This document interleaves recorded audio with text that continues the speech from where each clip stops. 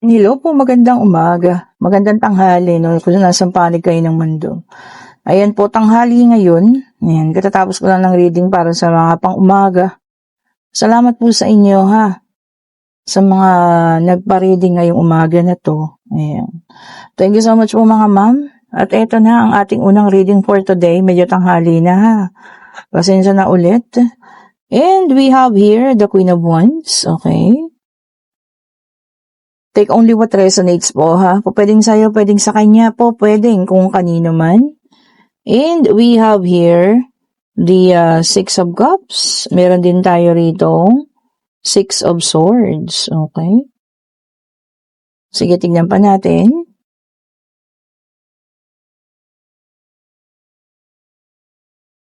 Oops. Ang dami. Ayun, isa-isa lang. Oh, talagang siya, oh. We have the Death card. Okay po. Tignan pa natin, ha? Salamat po sa lahat ng mga nag-schedule ngayong gabi. Fully book tayo mamayang gabi po, ha? Pasensya na sa mga humahabol. Wala na po talaga. Hindi ko na kayo maisingit. Pasensya na po. Oh, dalawa ulit. We have the King of Pentacles. We have the Star. Meron tayong the Hermit, yung una, no? So, isa na lang ang kailangan natin para sa ating situational reading for today. Ayan, ha? Kung kanino man ito. And we have the Queen of Pentacles. Queen of Cups, sorry naman. Ayan, masyadong mala emosyon. Ano? Roller coaster ride of emotion. Ayan. Kasi alam mo yun, tapos na kayo Pwede ng person na ito. Ayan. Kaya lang, ang nagiging problema rito, ha? Ikaw nga nag-focus ka na, katahimikan sa sarili, no? Para sa sarili mo na lang nag-focus ka. Ano, yung nagkakaroon pa siya ng parang pagsiselos kasi nag-end na, talagang tapos na yung relasyon. Pwedeng ikawan tumapos, pwedeng siya, no? Depende sa inyo. At ang isa sa inyo ay nasa, alam mo yun, kalmado na nga. Gusto na ng kalmado, no? Na buhay. Ang problema dito, wala na kayo, pero kung makaselos ang taong ito, todo-todo. Tignan nyo, ha? Nananahimik ka na nga, Siguro doon sa katahimikan mo, doon siya nagkakaroon ng maraming isipin. Diba? Maraming pumapasok sa isip niya. Baka meron ng iba. Ayan. Bakit hindi na ako pinapansin ito? Ganyan po, ha? Yun ang mga nasa isip ng taong ito. Ay, naku talaga naman, Ikaw na taong nananahimik, ikaw pang pag-iisipan ng hindi maganda. At saka akala ko ba'y tapos na kayo? May death card na nga, So, ibig sabihin, nag-end na. Bakit sari-saring emosyon pa? Yung gusto niyang iparating sa'yo. Diba? Na, alam mo yun, nakakagulo. Kasi inaayos mo na nag-aayos ka na ng sarili, inaayos mo na yung buhay mo. Bakit meron pang mga ganyan? Diba po? Dapat hindi na pinapasokan ng ganyan kasi nababago pa yung desisyon mo Hindi man nababago, pero nakakagulo. Diba? Yung mga asta niya na gano'n, yung mga arte niya, selos-selos, galit-galit, kung kanino man. Saan? Sa pananahimik mo? Sa pag-aayos mo ng buhay mo? Ano to? Diba? Gusto niya kontrolin ka, gusto niya may control pa rin siya sa'yo, which is maling-mali po, ha? Hindi po tama yun. And we have here the Nine of Pentacles. Ayan. Nako, independent ka na rin pala, no? Super independent, financially stable. Isa ba yun? Sa kinaiinggitan niya? Kinasiselos niya? Kasi umayos ang buhay mo.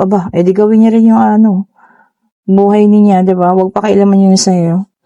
And we have here the Seven of Cups. Ayan, no? Sabi niya rito, no?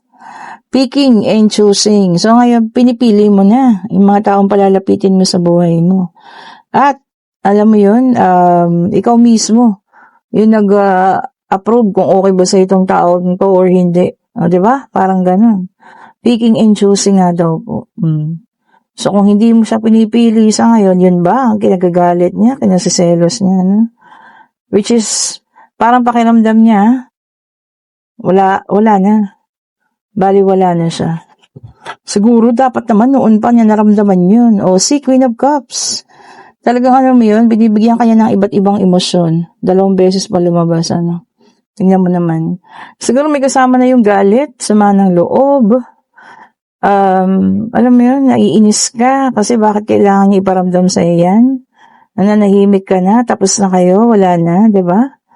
Kahit sino naman po, di ba? Pagka ganito yung ginagawa sa ng tao, manipulator, kasi gusto niya mahawakan ka pa niya, no? Pero ikaw na mismo yung umaalis, kumakawala, ayan. At talagang ayaw na, o, di ba? Napaka-manipulator at narcissist ng taong ito. And we have here the sun, madalang number 19. Ayan ha. Ito maganda, no? Napaka-confident mo raw. Ayan, happy, sa ngayon. At napaka-open mo na nga, na talagang siguro nakikita niya, open ka na hindi na siya makakabalik at hindi na siya yung priority mo. O, diba? Or if there is somebody else na talagang, alam mo yun, nagpapasayo-sayo sa ngayon. O, yan ang isa po sa kinakaselos niyan. We have here the Ace of Cups, new beginning and new relationship. Maaari nga, no? O pwedeng ikaw ay may panibago ngayon na nagpapasaya, na siyang siguro tunay, na nagpapakita ng tunay na pagmamahal, at ito rin ang maaaring ikinakaselos niya sa ngayon. Ay, wow.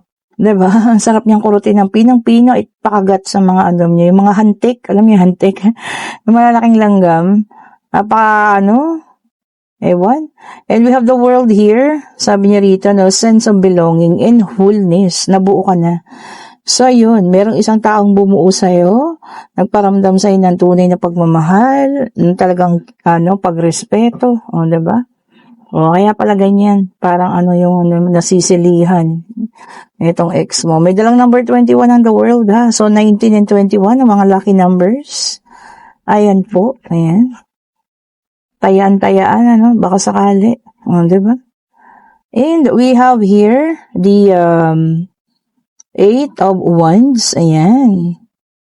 Sabi niya rito, romances taking off. Oh, talaga naman.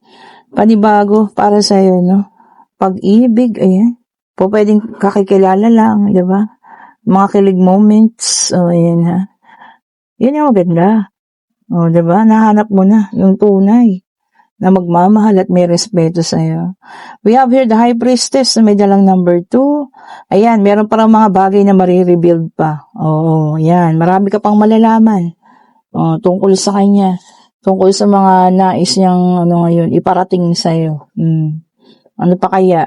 Bukod sa pagsiselos, inggit? Ganyan, diba, no? Ay, nako. Kahit ano pang gawin niya, tapos ka na.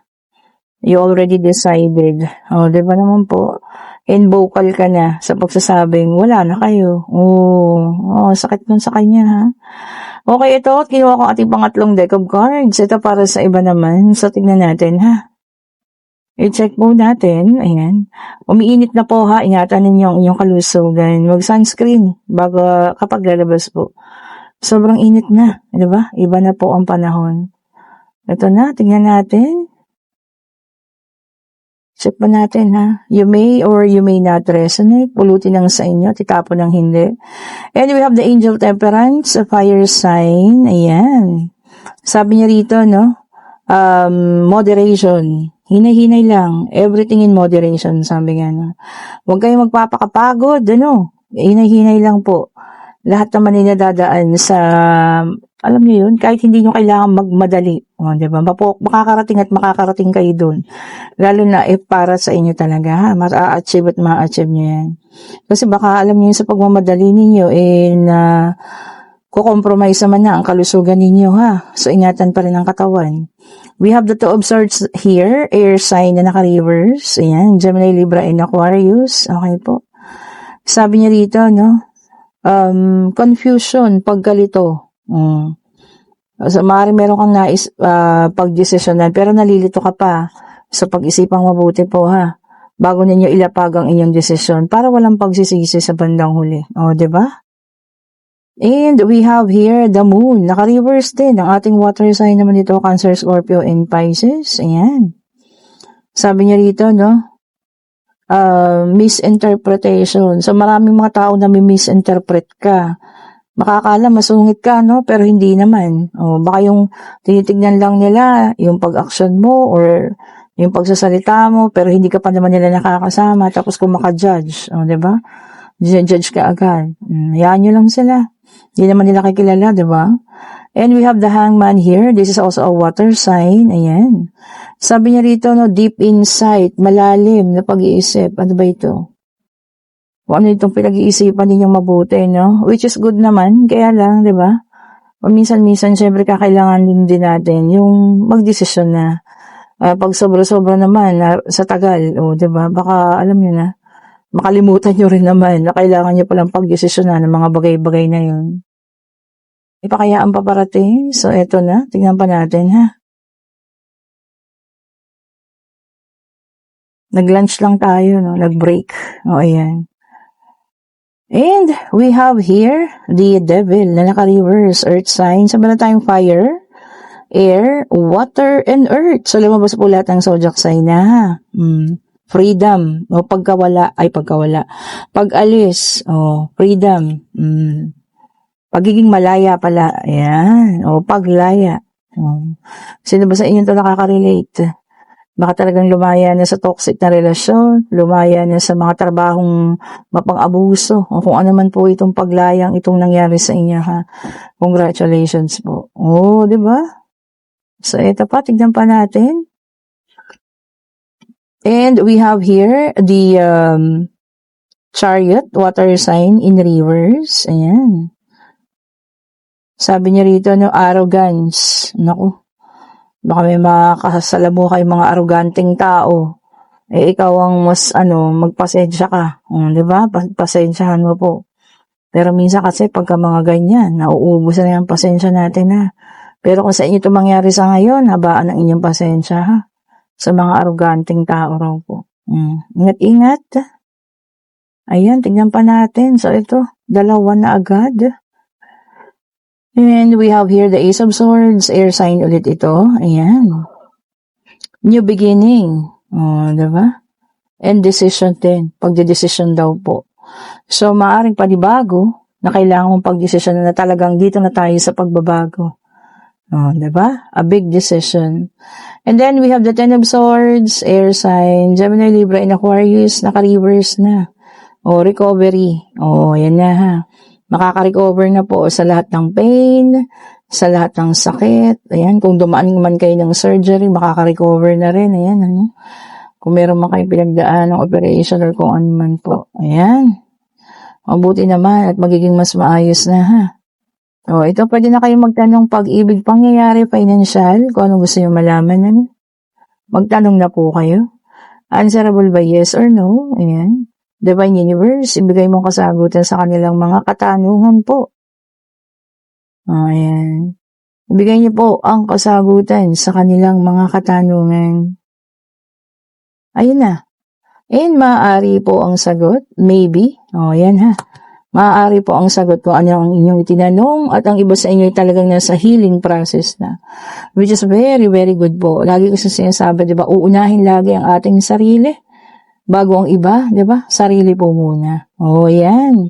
And kung kayo yung nasa situational reading, alam mo yon, yung damdamin mo, ginugulo ng taong ito. Kasi nandun ka na sa pagbabago, Nandun ka na sa panimula, talagang healing process na. Kung may bagong nagpapatibok ng puso mo, you are, sabi na, entertaining, yung mga bagong pakiramdam na yan. Pero ito sa nagsiselos, nagagalit, or whatsoever. Siguro parang sa akin, dead mahin nyo siya ngayon. Yaan nyo siya, di ba? Wala na kayong dapat pong pag-usapan, tapos na, diba? Tapos na Hindi ito dapat pang, bigyan pa ng pansin, diba? Not unless, kung may nararamdaman pa rin kayo sa kanya, ha? Okay po, so depende sa inyo. Ayan, kung nagugustuhan nating reading, pa-like, pa-share, subscribe, and hit the notification bell para lagi kayong updated sa mga bagong videos na nire-release natin. Sa lahat po na may gusto ng ating mga bracelet, ayan. Kayo po yung magsipag-order na. Ayan. At yung mga nagpa-JN, yung mga nakaraan, hopefully nakarating na sa inyo. Wala naman nag-message sa akin na hindi pa nakakarating. Sana po yung nandiyan na. At ayan po ang iba pa, ha. Ayun ang white howlite na iwan. Ayan po. Mag-order na kayo. Ayan, nagaganda ng ating mga crystal. Ayan, all original po. Ito ang amethyst. Diba? Ayan. Ito po ang ating palang nakakalimutan ko ito ipakita sa inyo.